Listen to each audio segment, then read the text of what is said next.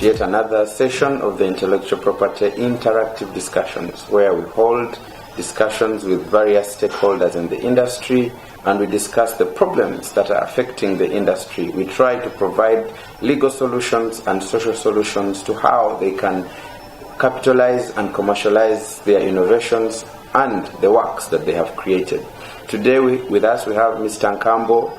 He is a filmmaker and he has created one of the best films, Spying on Susanna. On the other side is Mr. Hasimo Henry. He is a colleague and we work together at Intellectual Property Center. At this point in time, I'd like to ask Mr. Nkambo to speak to us and tell us some of the problems he faces as a filmmaker in the film industry. Yeah, thank you very much, Norman.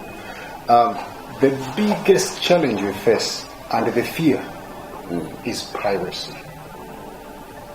In capital letters, piracy. Yes. I'm going to give you a very simple scenario where you will definitely give me some advice on how probably I would have handled this situation. I did my movie Spying on Susanna, and I wanted, of course, for me, in as much as I wanted to entertain the audience, I also wanted to get some income from that project.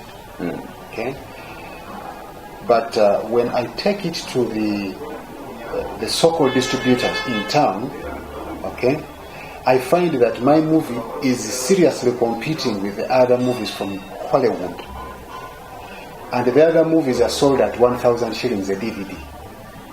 Now, when I took my movie, I just couldn't understand where I can start. How can I price my film?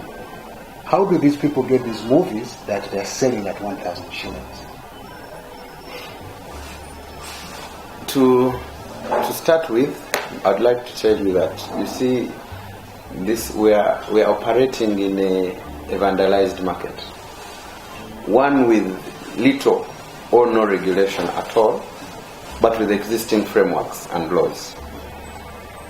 And the rationale of the intellectual property regulations, laws and policy were to streamline market, whereas indirectly they should also put out a clear demarcation of fair competition. For example, the law is to the effect that there shall be no movie or audiovisual exposed to the public without a security device or censorship. And for you to attain any of these, you must provide ownership. But because of the disconnection in the various sectors, the person doing censorship is not the person doing registration, and so is the person who is doing exhibition licensing. That creates a problem.